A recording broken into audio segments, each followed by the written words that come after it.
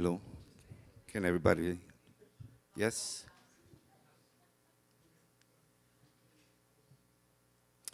So, good morning, everybody. My name is Marco Pignataro. I'm the managing director of the Berklee Global Jazz Institute, and I'm welcoming you on the second day of the 2023 Culminating Experience Presentations. Please also acknowledge our amazing artistic director, Danilo Perez, here with a big applause. Big thank to the graduate division, Mary McClory, Jennifer Caraluzzi, Ruben McFarland, for all their help to make this possible and help with the organization. And our first student today is David Macchione. I'm going to read a little bit about his bio. David Macchione is a bassist and composer from Bari, Italy. Based in Boston and Amsterdam, his approach and flexibility makes him a sort of after player in the contemporary jazz and original music scenes. Macchione has collaborated with emerging artists as Ella Zirina and Federica Lorusso, along with past studies at the Conservatorium of Amsterdam and the Global Jazz Institute at Berklee. Its presentation is called Burn Root, Story of an Olive Tree. We would like to welcome its advisor and committee member, Lee Aruvi and Chris Davis. Please, a big clap for them. Thank you for being with us. And here, welcome stage, David Macchione.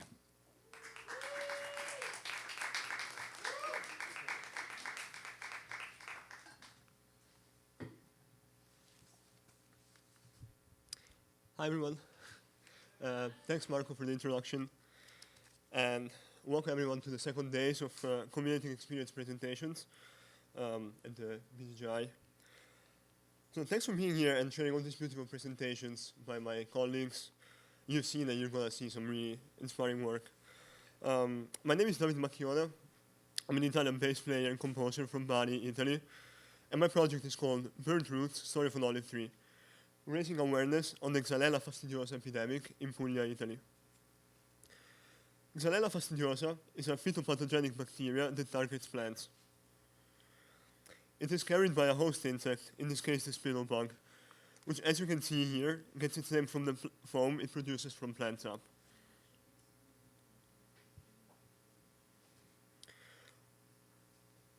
Once on an olive tree, it attacks its lymphatic system, slowly clogging those waterways that carry nutrients to the rest of the tree, eventually suffocating it. This is called CODIRO, the olive tree quick decline syndrome, and it's a death sentence. The tree starts to wither, and as the canopy turns gray, it dies. Some say that the bacteria arrived in southern Italy, imported on a coffee plant, that didn't do the mandatory quarantine through the Netherlands.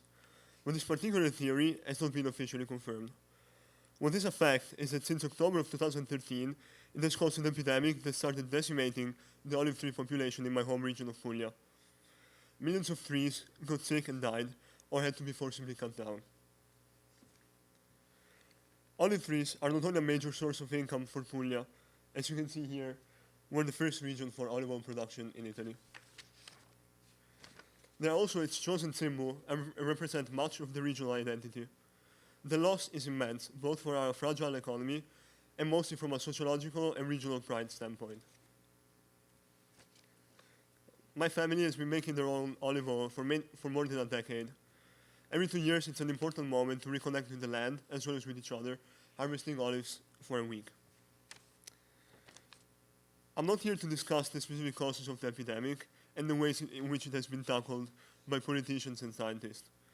Italy is often a complicated country, and those two things interact in interesting ways. What I am here to try to convey is the raw feeling that this loss brings to all Apulians, and have this story be heard by people outside of this small southern region. Unfortunately, not much can be done at this point, since the spread isn't stopping, and both official and unofficial cures have had varied results. What we are left with is the reckoning of one of too many ways we have destroyed our precious land, the warning that comes with it, and a foreshadowing of what the future holds for us. With the 6-part suite, I imagine following the life of one of those millions of olive trees. From the soil it was once a seed in to its first roots, from its adulthood with the people living in communion with it and benefiting from its harvest, to its inevitable sickness and demise. Lastly, we glimpse into the future of Puglia and to many other places like it, where slowly a new desert is created.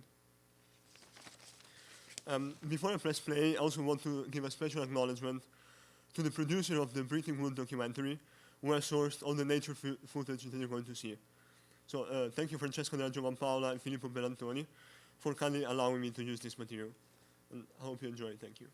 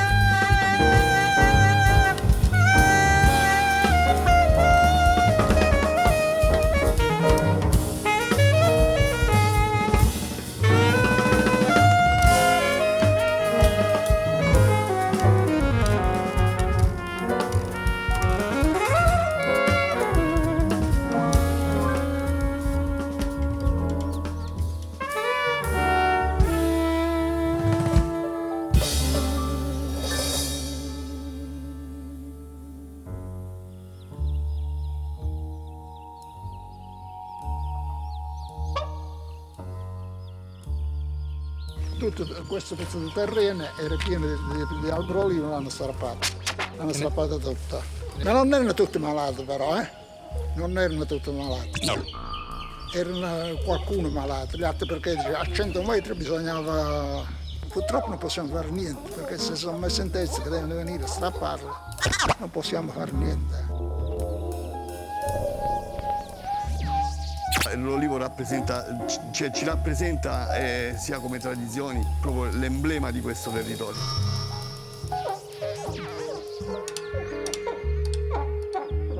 Noi siamo nati negli olivi.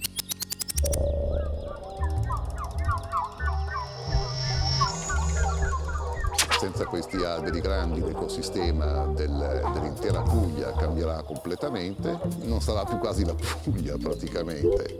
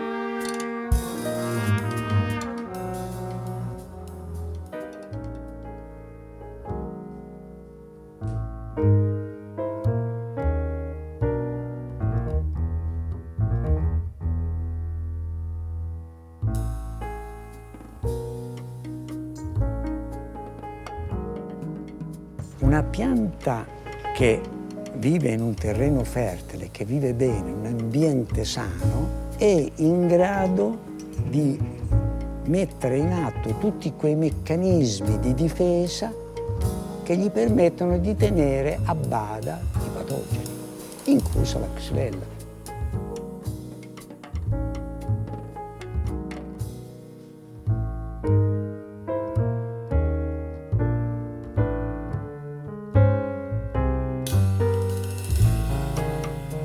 It is not a problem with the trees, because if the olive tree knew how to be healthy over these centuries, surely it's not the tree that went wrong, but your farming system that went wrong. Instead of cutting the tree, cut down the poison cartel.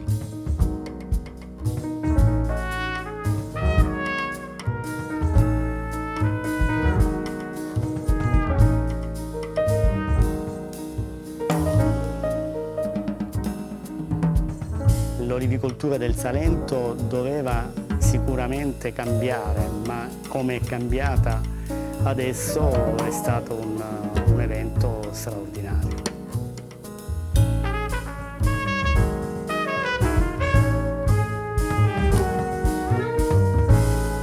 Il problema andrebbe risolto rimuovendo le criticità ambientali. Rimuovendo le criticità ambientali.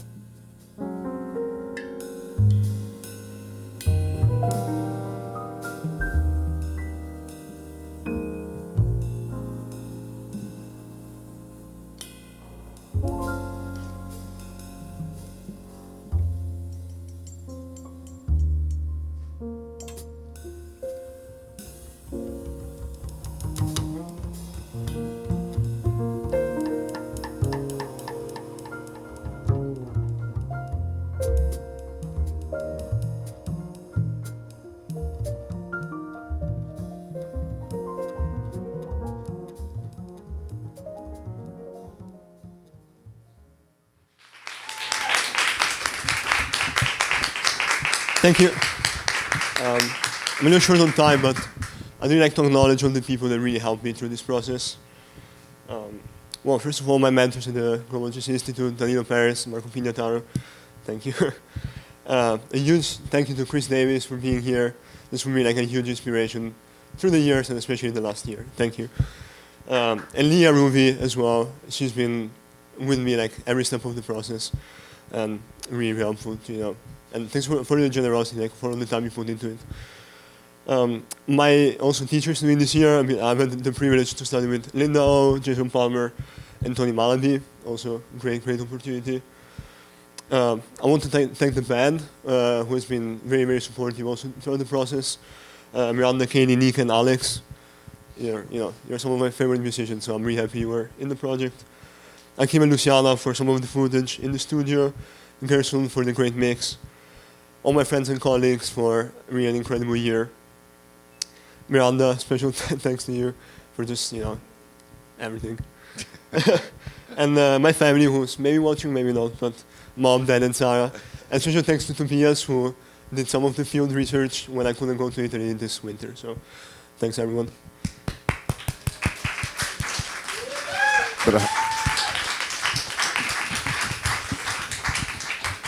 Great, David.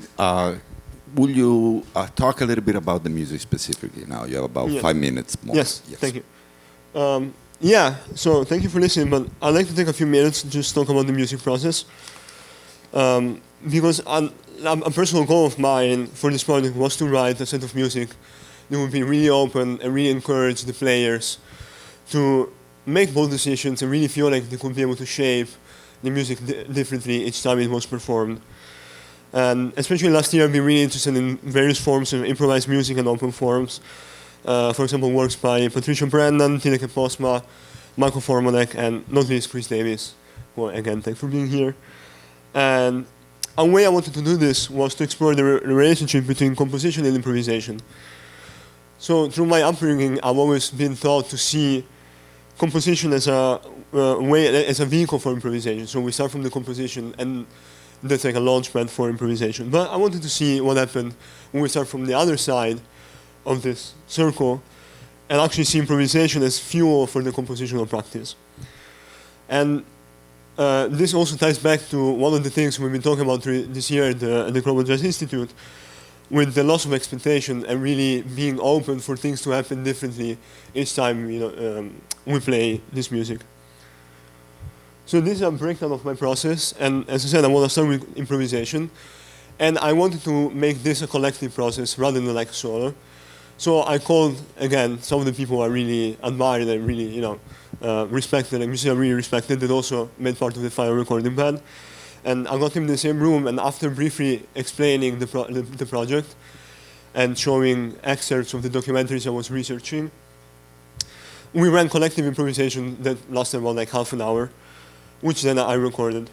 So then I took those recordings and really analyzed them in depth. And what you can see here, or I guess not see, but these are some notes that I took with timestamps of those recordings. And I made like little notes of the musical elements that really struck my imagination that were happening. And additionally, I chose some of those and I decided to transcribe them in the rhythmic and harmonic and melodic content.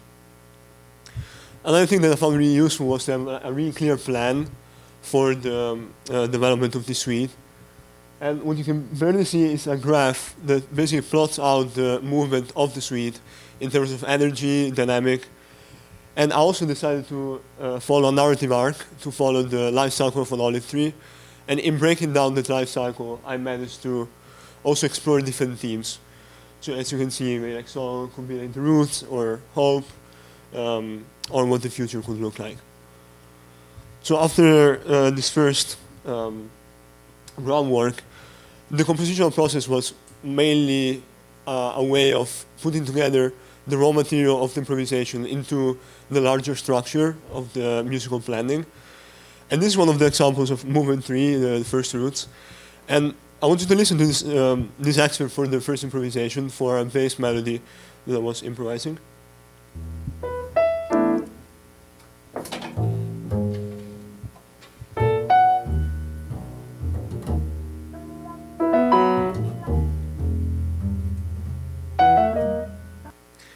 So this bass melody kind of captured my imagination. So I wrote it down, first verbatim, then I kind of changed the rhythm around. And then I used it as a way to expand on the composition. First using the pitch collection, then I decided to take like the first 4 notes and make those the first open section that you hear in the composition. So you can hear here in the final result. This is the first like piano section.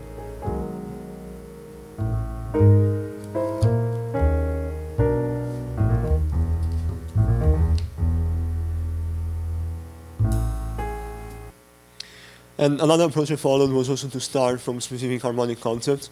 For example, Nika was playing this voicing in the improvisation, and I based off the whole first movement on that harmonic context.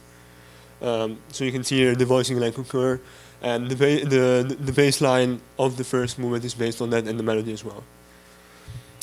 So after that, it was just a matter of keeping forms open and really inviting the band to keep, keep bringing their input. I really wanted them to feel ownership over this material and keep bringing their own ideas into it. So, and I'm really grateful to be able to to work with them. And in general, to just tie it all together, I think music is a way to process political and our social realities, and connection that happen between groups of people that have an impact on the larger environment. So I felt it was important that the collective process of making music was, also reflected in that. So, thank you so much.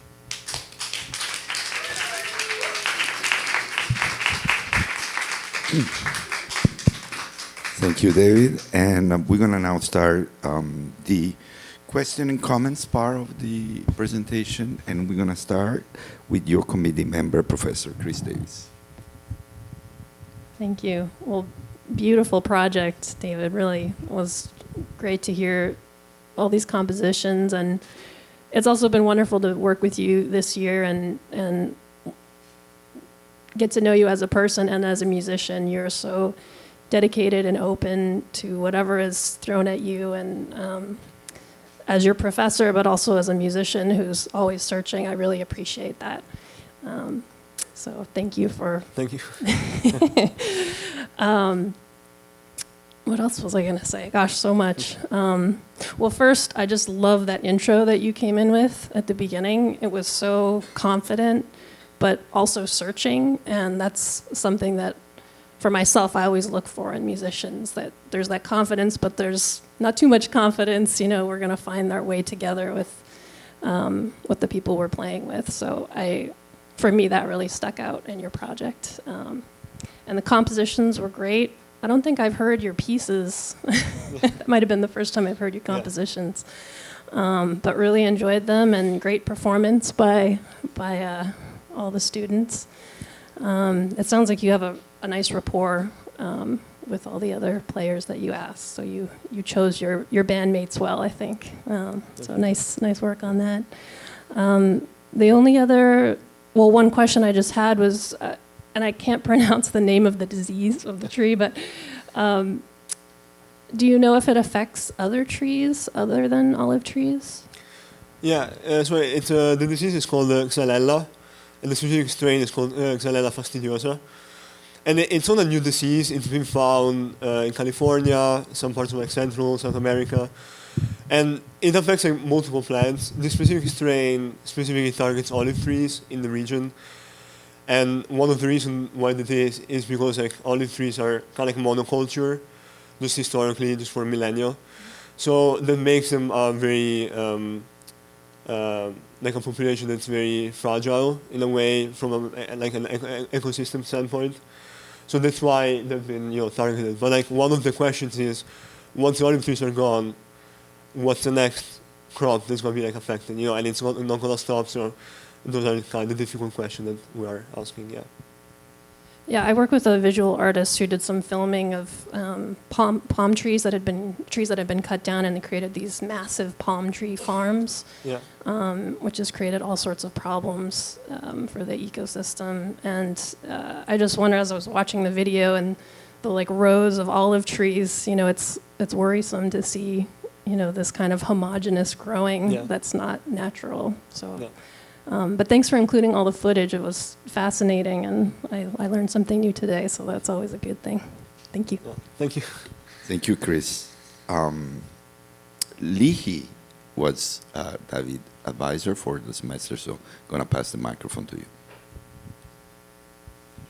David, congratulations. It's so great to be here today and see everything kind of comes together. It's been weeks of us conversing, so you heard a lot. So I wouldn't say so much because you heard a lot, but I'll say a few things that I'm really, really happy that you had this purpose, bringing an awareness to this issue, and I feel that we are successful in this mission. And in the same time, the music is in the forefront of this project and carrying it. And again, good job to all the musicians in this project. I really, really enjoyed the performance. So that's really important to say. I have one question that, we had a little bit of conversations, and it will be great also to share with everybody. What are some of the values, that you feel you exercised during this process, during this project, during these weeks? As you know, this is some of the things we also talk about. Yeah, no, thank you for the question. So we're having a bit of a conversation, but I feel one of the main things that were important to me was like to bring the same values that we bring to our everyday life, to our community, and and I bring those like into the music as well. So what I wanted to do in a way was to bring the collective aspect also into the music making, into like the improvisation, the rehearsal process, and also the recording. So what was really important to me was the group effort, and like working with people that I really respect and admire, and also like comfortable with, and bring some of those values of like community building also like to the musical process. And I think that's something we've been working a lot during this year, and I think that's one of the main ways in which why musicianship, I guess, is gonna change after this year. So I'm really grateful for this experience. Yeah. Also, something that is really cool that I talked to you, but I'll mention it again, is that there was something organic about the process of your composition, which also there is something organic about Life of a Tree. So I think that's also really, really cool. And one more time, congratulations. There were little things like, the colors, or let's move the microphone if we don't feel like super comfortable, so you don't have to bend, and like little things of presentation, but that can be definitely worked out. Yeah. And great. Thank you. Thank you, Lee. I have a couple of questions. Actually, let me start with a couple of comments. First of all, like Chris said, congratulations on what you brought to the community this year, David. You have this quiet energy that is so powerful. You're always present. You've been always committed, always completely inside the game, and it's wonderful to see, the scope of what you work in your special project. So thank you for that. It's been really a very beautiful honor to have you in the program this year. In terms of the issue that you bring, it's very interesting, and I have a question about it. Maybe you can expand a little bit, because in your presentation you talk a lot about what are the effects of this disease, and how the plant, the trees are kind of dying because of it, which is really disastrous for our country. But there's also even there is some implication there's something happening that this is happening. But and maybe if you can expand a little bit, for instance, when the lady say cut down the poison cartel, what exactly was that mean? And also that thing, this kind of inference with mafia. What are some of the things that are not in the video that may kind of help us understand what the problem is in terms of why is this happening? Yeah, thanks. I don't want to get too deep into the details of why this is happening, because there are many scientists, activists that are doing actually the real work to really figure out what is happening.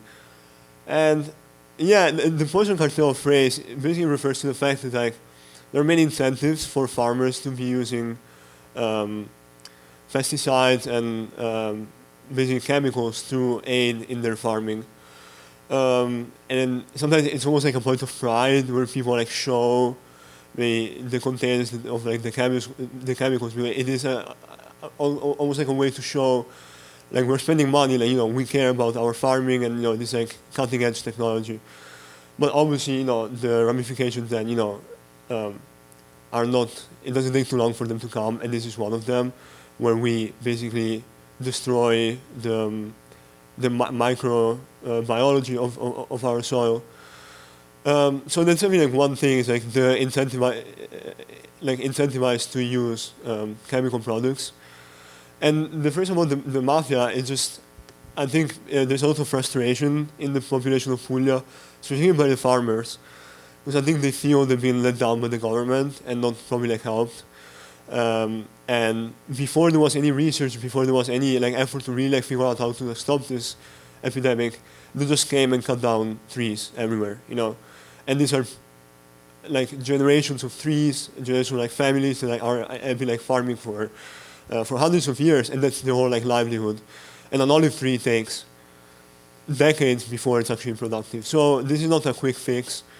And I think there's a lot of frustration. So that's why the sign on the side of the road, Excellences Mafia, just the way, there's sort of distrust for the government in the ways they carry out these procedures. And just the way, farmers feel they've been like left behind in this fight. So what is interesting to me, seeing your project and hearing you, is basically there is really not a way to fix this, right? In a way. Yeah. Not really. Yet. Not yet. At this point, it's technically too late. Like the time to act was 5-10 years ago. Yeah. So from going back to your composition process that you described, there's, and I agree with Lee here. I feel like music comes as very organic, and I do feel like sort of like a somberness, like I do feel almost like a loss of hope, right? But I was wondering, since you say you started from a collective improvisation, was there discussion about what the theme of the music was going to be? Can you talk a little bit about how did you communicate? Did you give any guideline to the musician at the point of the community? So I set up these like improvisation sessions, and I wanted the musician to still feel very like invested in the project. So I described it, in the ways in which I had conceptualized it like so far, kind of explaining what was happening, what were like the problem causes. And then I also showed them excerpts of the documentary that I was using myself to like, research the topic, which also like some of the footage is coming from.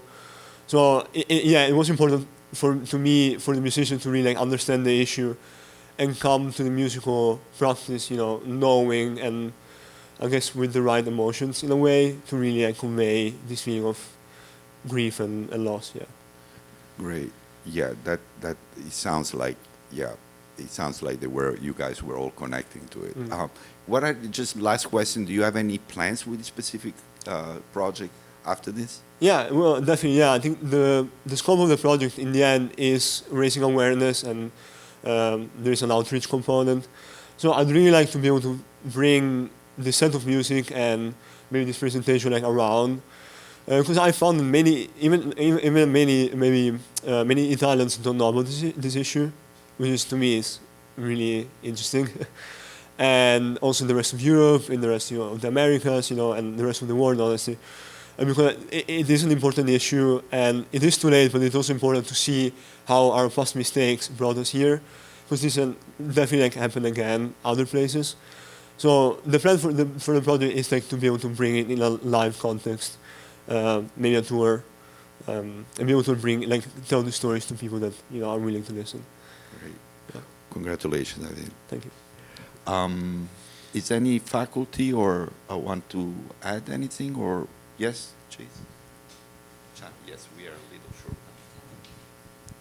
Okay, I'll try to be quick. Thank you so much for this beautiful project. And this is my first time hearing your music and seeing what your project is about. So I'm just, first of all, just want to congratulate you. It's really beautiful. And one thing that I was thinking, like I echo what everyone said, that it was so organic, your music. And what I really appreciate is such a specificity to your project too, that you focus on something, it felt very personal, it was very specific, and there's something really powerful about that. So, so thank you for that. There's a few things that actually I had a question for you. So it seems like Marco mentioned, like this is such a big cautionary tale. It's really talking about the devastation that has happened. But could you talk maybe a little bit about what sort of, you mentioned there is research being done, that there is people looking into what can be done in terms of sustainable agriculture and moving forward, both in Italy and the rest of the world. Could you talk a little bit about like what kind of things you might see in the future? What kind of future you would hope to envision, at least? Right. I mean, I feel like the future I'm hoping for, the future that I'm gonna see might be different. And like Movement 6 was in a way me envisioning the future of Puglia with the creation of a new desert. And we know that desertification is a really, really big issue across the globe, basically. What we see, so from an official like scientist point of view, especially the European Union has been pushing for these modified strains of olive tree that are supposed to be more resistant to the strain of bacteria. The problem is like they exist only in a monoculture setting and in intensive farming, which you see some of the pictures, and that's already happening in Spain, for example, like in Almeria. Yeah, and the problem with that is, yeah, the landscape really changes. You see it's like very desertified almost. These new trees require a lot of water, and there are definitely questions about the quality of the olive oil that they produce, although that is, I guess, a matter of opinion. But yeah, I think what we go towards is a future of homogenification almost, where everything like looks the same, and all the little imperfections of like, the nature are basically gone. So I think that's what we're going towards, especially in Puglia. And in general, yeah, desertification is just a process that is happening everywhere. And a big cause is human intervention in our ecology and landscapes. Yeah. Okay, yeah. Yeah, thank you for sharing that. And, you know, like Chris said, I know that's a huge problem, right, for that agricultural worldwide. And so I think, you know, what you're speaking, although your project is so specific, I think it's so universal at the same time, because this is something that is critical to life and something that the whole world needs to reconcile with. And I know there's a lot of, you know, I'm not an expert in this field in any way, you know, but I know there's a lot of people who are pushing for better sustainable practices for agriculture, and like you said, more variety and how crops can interact with each other and stuff, and getting back to a more natural look on how we can produce food and increase the natural diversity of the environment. So I wonder if we could explore that further, you know, and hopefully there's some alternatives besides that one that you're talking about. And then the other thing I just wanted to mention, maybe for future iterations of this project, you know, I was thinking about the structure of how you presented things a little bit, and it makes such a clear story, the way you told it from like birth, you know, through the growing stages, the plant, and then death and the desert, that kind of thing. But, you know, it kind of reminds me about the cycle of life too, right? That there really is no beginning or end. So there is possibilities for the structure, how you might put it in different ways that you could explore in the future. And so just something to think about like that. Like, for example, I think towards the ending, when you started talking about the devastation and the specifics and the stuff that you talked to Marco about, for example, that stuff was especially compelling to me. That grabbed me right away. It's like, oh, wow, that's really powerful. I wonder if that was earlier, you might get us more invested in your story a little bit sooner. And then you talk about like the history, the background of what it could be, and all these kind of different things. But just some things to explore in the future, you know. And as research and development, as you continue researching more and more, maybe that'll inform your story as you go along. Yeah. So thank you so much. Beautiful project, and yeah. Thank you. Yeah. Congratulations. Appreciate it. David, fantastic year, man. Congratulations. Kind of experience I had with you was always guessing what you're thinking. And I love it because I think that's why we're here, right? In the earth. We're trying to figure out what the hell we're doing here. And what I love about the relationship is that the more I thought I knew you, the less I knew you. And yes, that's true. But what I really appreciate is that you were always full body involved. You never detach yourself from the process. I'm talking the entire experience of learning. Like you learn with your mind, but you also learn with your body. And you learn with your, like you really, it's being a privilege and an honor to work with you. And then when I got to see you in Panama, in Bocas, then I got to meet another side of David and say, wait a minute, I don't know that side of David. And then I hear the music today in a full form, and then that's a whole different side of David. But it makes so much sense to hear the music and feel your spirit and feel your vibe, because the music, when you started, I felt transported. I felt somewhere else. I felt dimensional, like I almost see like this is like something at the IMAX theater, like some kind of performance attached to like visuals, but with the lenses and everything. You know what I mean? And the music that you wrote is really, thank you for really, that's what we call it global compromising. You know, it's not clear definition what is this or that. The band sounded really, really integrated. I totally love the sound. I heard it in the Zoom mix too. You have a great sense, as you mentioned, for like choosing the right musician for your music.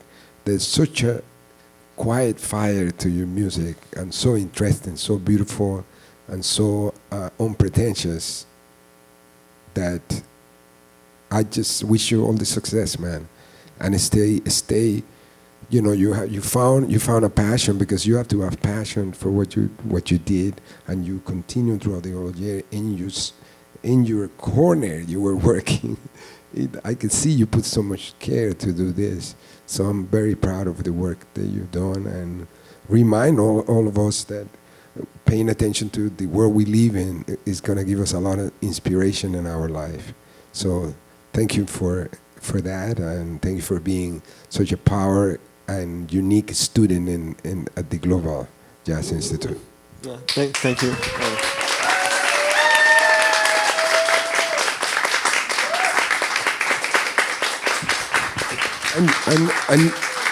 And David, the last thing I would say is like there's a context of extinction here. There might be other projects that are dealing with the same thing with birds, and it would be a very interesting to put it all together and do a tour with UNESCO, with UN, you know, and present all the issues that we're, you know. So congrats. Thank you. Congratulations, David. Yes. Yes, congratulations.